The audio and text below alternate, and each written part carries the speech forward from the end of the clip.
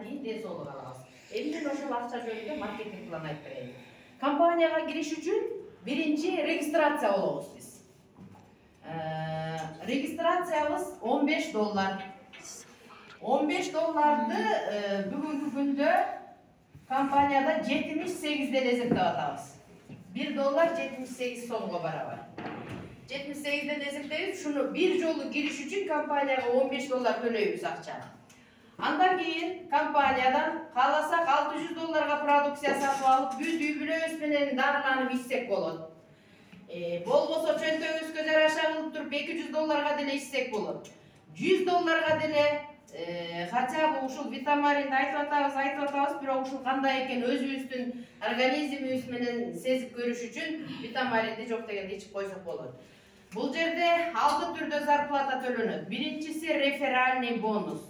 Реферальный деген сөз лично приглашенный. Сиз лично чакырып келген адамдын дары алган акчасынан 10% сизге зарплата кылып төлөйт компания. Андан кийин экинчи бинарный бонус. Бинардан акча чыгат. Биздин маркетинг план бинарный. Бинардан 5%тен баштап 9%ке чейин акча чыгат. Улам жогорулап өсөт. Үчүнчү вид зарплата пассивный доход. Пассивный доход деген токтоп тургандагы төлөнүүчү акча. Мисалы үчүн биз бир эмгекти жасадык. Ошол эмгегибиз үчүн биз токтоп турганда да акча төлөйт экен да. Ошол пассивный доход. Ушул доход бизде бар азыр бул жакта. Статустарды жаап койдук, ошол статуска жараша сага ай сайын акча берип атат го ошол. Төртүнчүсү бизге статус берип атат компания. Менеджер, мисалы үчүн бронзо депчи. Ошол статуска жараша статусный бонус төлөнөт. Эми биз могул баскычтардын бирөөсүн тандап алдык, мисалы үчүн. Келдик, компанияга мүчө болуп кирдик. Биздин өзүбүздүн личный кабинетибиз ачылды. Ар бирибиздин өзүбүздүн көтөрүп жүргөн телефонубуздан личный кабинетибиз ачылат. Компаниянын маркетинг планы бинарный. Слово би, эки деген сөздөн алынган. Эки ветка ачабыз. Оң жана сол. Эки жагыбыз, эки веткабыз бар биздин. Биринчи чакырган адамыңыз келип $200 контракт түзгөн болсо, ошонун 10% сизге айлык болуп чыгат, бул $20. Экинчи адамыңыз $600 контракт түзсө, ошонун 10% дагы сизге айлык болуп чыгат. Ошентип бизге эки адам чакырдык элек, эки жолу акча чыкты. Эми биздин структурабыз экиге бөлүнөт, оң жана сол жагыбыз болуп. Бинарный бонус ортодон төлөнөт. 5%тен баштап дейт. Малый товарооборот жактан төлөнөт дайыма кичинекей жагынан. Чоң жагын кете берет, кичинекей жактан контракт түзсө эле улам 5%тен акча чыгып кете берет экен. Мисалы үчүн $200 5% бул $10 акча. Бу дагы сизге айлык болуп чыгат. Эми бул адамдар дагы сиз жасаган ишти жасайт. Өздөрү ар ким өзүнүн эки адамын чакырат. Ошентип ар бир адамдын алган дарысынын суммасы чогулуп сизге командный товарооборот болот. Эгерде сиздин оң жагыңыздан дагы, сол жагыңыздан дагы $1000 командный товарооборот болсо дейт, анда бинардан алган акчаңыз $50. Сизге компания менеджер деген статус берет. Сиз менеджер болдуңуз. Менеджер болсоңуз 2 айга чейин ай сайын сизге $50 акча төлөйт экен компания. Ай сайын. Ушул пассивный доход. Пассивный доход $50 башталат дагы $3000 чейин өсөт. Улам жогорулап өсүп отурат. $3000 чейин. Угуп көрөлү, $3000 деген жаш акчабы? $3000 деген көп акча. Эми мунун үстүнө дагы 2000 кошулса, общий 3000 болдук. $3000 болгондо биздин бинардан ала турган акчабыз $100 болот экен. Ал эми бизге компания бронзовый менеджер деген статус берет. Сиз бронзовый менеджер болдуңуз. Эми 2 айга чейин ай сайын сизге $100 акча төлөйт компания. Ушул бронзовый болгонуңуз үчүн, эки жагыңыздан $3000 товарооборот бергениңиз үчүн сизге пассивный доход кылып ай сайын $100 төлөп турат экен. Кийинкиси мунун үстүнө 5000 кошулса $8000 товарооборот. 8000ге жеткенде сизди компания серебряный менеджер дейт. Серебряный менеджер menecer bolsoңуз 3 ayga чейин Ay bunun ölçmey turgany yok.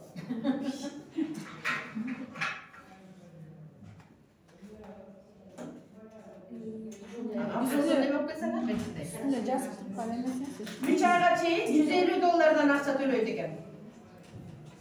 Ay sayın bizge. Serebrenli menajer bolduk. Ay sayın 150 dolardan 3 ay kadar төлөп турат. Эми Serebrenli menajer болгондо Binar'dan 250 dolar akça düşөт. Binar'dan.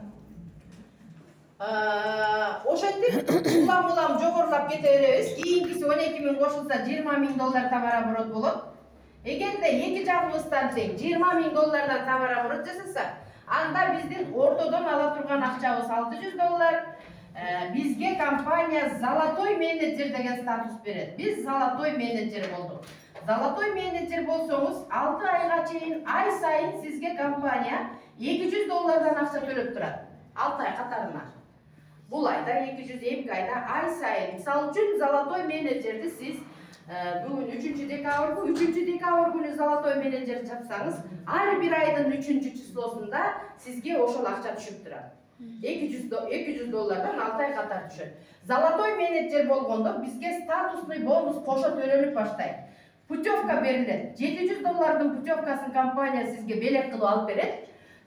Чет өлкөгө кайсы мамлекетке алып берсе, ошол жака барып бесплатно эс алып келесиз. Ушул 700 доллар ичинде бардыгы. Бул Золотой менеджерге былтыр мен сентябрь айында 25-inde Золотой менеджер жапкамдагы Египетке бизге путевка алып берген. Общий компанияда 40 киши бар эс алып келгенбиз. Андан кийинки Золотойлор бул апрелдин 15-inde жөнөгөнү ачышкан, ошондо пандемия башталып калып, азыр барыш элек. Бирок бизде 50-60-70 киши уже Золотой менеджер. Эми жолдор ачылса, барып эс алып келишет. Ушуга чейин 5%тен акча төлөнөт. 5%. Мындан ары дагы товар оборотуңуз кете берет. Эгерде 60 миң доллар эки жагыңыздан тегелсе, 60 миң доллар. Анда сизди компания платиновый менеджер дейт. Платиновый менеджер болсоңуз, 12 айга чейин ай сайын компания сизге 500 доллардан акча төлөп турат экен. Ай сайын. Мисалы мен платиновый менеджерди 27 мартта жапкам, ар бир числонун 27-синде мага 500 доллардан акча түшөт. Пассивный доход ошол. Ушундайды бир башка компаниялар уктуңар беле? Болду беле ошондой? Сенин жасаган эмгегиң үчүн ай сайын акча төлөп турганда пассивный доход. Андай жок. Вообще, сеттин тарыхында Мэри Хелстен биринчи жолу уктум мен ошону. Анан ошо уккан деле ошо жерден катып калдым. Ай, мага айтып аткан эжекеден сурадым да, ушул 500 доллар акчаны чын эле берип экен дедим да. Бир эле ошону сурадым, башка сураган жок. О, берет экен дедим. Берсе мейли анда мен эртең барып эле 200 доллар менен кирем деп киргем 11 январь 2019 жылы. 100 доллар аз, 600 доллар көп таба албайм, 200 доллар акча менен кирем деп. Мен 200 доллар акчамды 100 миң эсе алдым. Ошондон беричи мына. Ошондон бери Кудайдын куттуу күнү, Кудайга шүгүр тобу акчалып отурмун. Азыр мен мынакта та дегенче дагы эштен 2 контракт келип акча түшүптүр. Көрдүм ана вам поступила мынча доллар деп жүрөм. Ошон үчүн кал сетовый компания алдайт. Жоксо баягы эле сет дегенден көрүпчү келип угуш керек дагы анан иштеш керек. Иштөөнүн жолун бул жерде ар бир сааты менен баягы жолду басып өткөн адамдар айтып атат. Ошону угуш керек. Бул жерде Binar'дан 2400 доллар акча төлөнөт. Улам сизге түшөр. Золотойдон платинага жеткенче ортодо 2400 доллар акча түшөт. Бул жерге келгенде сизге iPhone 11 телефонду мага берди подаркага. Былтыркылар iPhone 10 алган. Быйыл iPhone 11 берди мага, өтөп жүрөм телефонду дагы. Кийинкиси 150 миң доллар товар оборот. Эгерде сиздин эки жагыңыздан 150 миң доллардан товар оборот болсо, анда сизди компания директор дейт. Директор болсоңуз, сиз 18 ай катарынан 750 доллардан акча алып турасыз. Ай сайын эми сизге 750 доллардан акча түшүп турат. Ал эми Binar'дагы алган акчаңыз 5400 доллар болот. директорду жапканча, платинадан кийин директорго чейин. Ошол канча аралыкта жапсаңыз, ошол убакытта сизге $5400 общий түшөт да. Бул деген азыркы курс менен эсептесеңиз 400 000 болот. 400 000ди бир эле бинардан төлөп атат. Бул жерге келгенде путевка 2 кишилик, 2 адам. Эс алып келесиз, бизге путевка берет 2 адамга. Андан кийин ушуга чейин компания 6%тен төлөдү мына, 5 анан 6. Кийинкиси $380 000 товар оборот. Эки жагыңыздан $380 000 теңелсе, анда сизди золотой директор дейт. Золотой директор болсоңуз, 30 айга чейин ай сайын эми сизге компания $1000 акча төлөйт. Ай сайын $1000. 2,5 жылга чейин $1000 ала бересиз. Ортодогу бинардан $16,100 ортодон чыгат. Бул жерге келгенде автомобиль сатып алыңыз деп сиздин колуңузга $20,000 акчаны компания нак төлөйт. Эч кандай машина алып бербейт, же болсо дагы мындай бербейт, нак эле акчаны колуңузга берет. Сиз барып автосалондон каалаган жылдагы машинаңызды сатып аласыз. Былтыр компаниянын ачылышы 24 ноябрда болгон. Ошондо биздин жанагы Талгар мырза жүрөт, азыр көрдүңүздөр. Ошолор автомобилди алышкан. Toyota RAV4 деген 19-жылда. Кийинкиси $760 000. Эгерде общий сиздин эки жактан тең командаңыз $760 000 товар оборот берсе, анда сапфировый директор болот экенсиз. 36 айга чейин ай сайын сизге эми $2,000 акча берип турат экен. Компания сизге ай сайын $2,000 сизге түштү деп берип турат. Ортодо $26,600 бинардан чыгат. Бул жерге келгенде квартира сатып алыңыз деп $35,000 сизге дагы колуңузга нак берет. Биздин быйыл мына март айында ушу Талгар мырза менен Нурза дайым ушул квартиранын эси болушту да. Сапфировый директор болушту. Квартира сатып алышты. Мынакей. Ушуга чейин 7%тен төлөнөт. Ondan ары 8 анан 9% бар. Кийинкиси $1,5 миллион. $1,5 миллион товар оборот эки жагыңыздан түшсө, анда сиз бриллиантовый директор экенсиз. Бриллиантовый директор болсоңуз 48 айга чейин ай сайын эми компания $3,000 төлөп турат. Мен жанагы айткан $3,000 4 жыл катарына берилет. Бул жерде $59,200 бинардан түшөт. Ушул жерге келгенде особняк үй алып алуу үчүн сизге $53,000 акчаны дагы колуңузга нак берет. Бул статусный бонус сизге. Эң жеткенчеги $3 миллион товар оборот экен. Жаңы келген адам, же болбосо маркетингди биринчи угуп аткан адам, муногул товар оборот дегенге түшүнбөй эле мындай мүмкүн кыжалат болор, же бир калп эле бир нерсени айтып атат деп ойлонуп отурар. Бирок ал киши бир 3-4 жолу катарынан уккандан кийин анан түшүнүп калат. 3 миллион эң жеткен чеги, бул жерге келгенде $120,000 бинардан төлөнөт.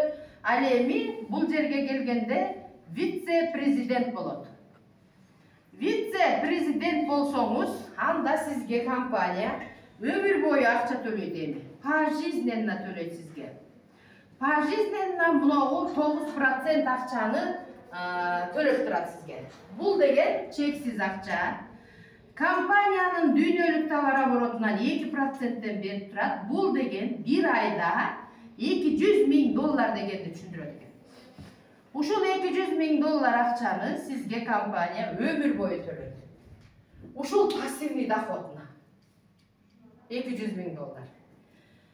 Эми бул биздин системада жүрөт, уже наследник деген бөлүкчө бар. Ошо наследникке кайсы балаңды, же болсо кайсы небереңди, же кайсы бир тууганыңды ошо жерге оформить этип койсоңуз, кийин ушул акча ошолорго төлөнөт экен. Ошо эсине тиңгеден кылсаңыз. 5-чи вид доход бар. Бул чек от чека деп айтылат. Лидерский бонус десек болот, структурный бонус деп айтабыз. Бул кандай акча? Эгерде сиз $100 менен кирсеңиз, анда сизге 10%тен төлөнөт ушул акча. Бул деген сиздин личный приглашенныйларыңыз бар, артыңыздан чакырган личный приглашенныйлар бар. Ошол личный приглашенныйлардын алган акчасынан компания сизге төлөп турат. 100 менен кирсеңиз 10ду, 200 менен кирсеңиз 15%, 600 менен кирсеңиз 20% төлөп турат. Булар мейли реферальный бонус алсын, мейли бинарный бонус алсын, мейли пассивный доход алсын. Ар бир ошол кишиге чыккан акчадан, айлыктан сизге ушул проценттерди төлөп турат. Эми бул жерде апгрейд деген жеңилдетилген жол бар. Мисалы үчүн бүгүн сиз $600 кире берсеңиз деле болот, эгер акчаңыз болсо. $200 кирсеңиз деле болот, 100гө кирсеңиз деле болот. Мисалы үчүн сиз $100 кирген болсоңуз, дагы бир аз күндөн кийин $100 продукция сатып алсаңыз, анда 200 болуп процентиңиз 15ге көтөрүлүп калат. Дагы накопительный жол менен 300, 400, 500, 600гө жеткен болсоңуз, сиздин процентиңиз анда 20%ке көтөрүлүп калат экен. Алтынчы вид доход депозит деген акча бар. Депозит биздин өзүбүздүн алган зарплатабыздан, ар бир алган айлыгыбыздын 10% депозитке автоматически түшүп турат. Ошол депозиттеги акчага биз продукция сатып алып ичебиз өзүбүздүн ден соолугубузга. Аны акчалай ала албайбыз, только продукция сатып алып ичебиз.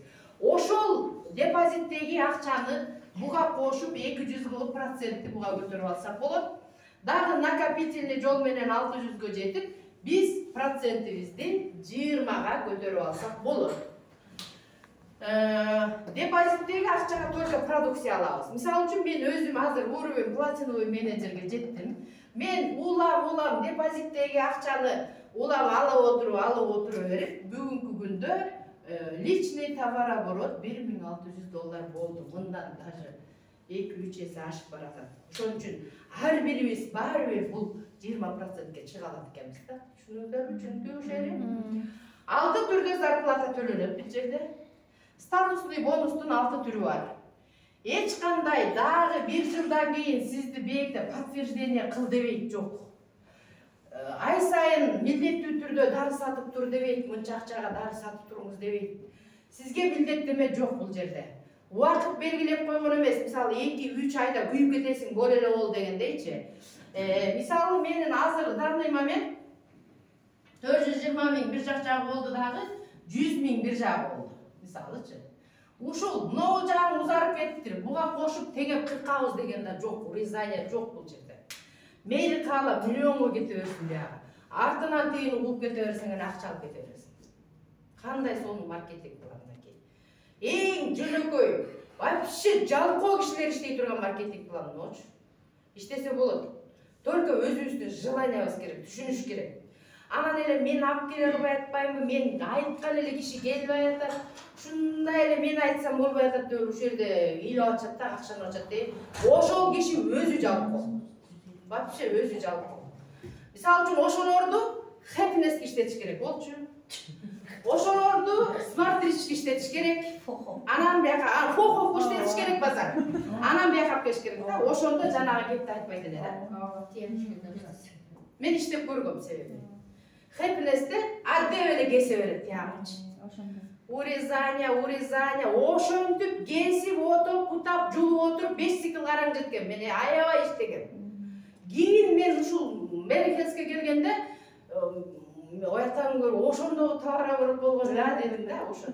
Бирок ошентип так шалып биз опыт алып, могу жерге келгенде эч болбой атат, солбой атат дебей эле кирген күндөн иштеп келатам мен. Кирген күндөн бери акча алып келатам. $200 кирген могу жерге. Bir jumada $200'ımды чыгарып алдым. Мына ошондон бери бинарный бонус төлөнүп эле келатат, мына келатат мына. Азыр мына $5400 иштеп атам. Пассивный доходду берип эле келатат, компания берип эле келатат, мына $500 берип атат. Неге иштебеш керек? Иштешкен. Өзүбүздө. Бүт бардыгы өзүбүздө. Эч кандай бул жерде кыйынчылык жок. Только иштеш керек. Улам статусту жаап кете бергиле. İşte vergiler, ulam akçаңды alıyor, көп сөздүн вообще кереги жок берди. Оку, маркетинг планды үйрөн, айт, ушунун эмнеси кыйынчылыгы? Мына, могу эле айтып койгон эмнеси кыйынчылык? Мисалы үчүн мен бейке келип алып эч кандай кыйналган иш жасаган жокмун.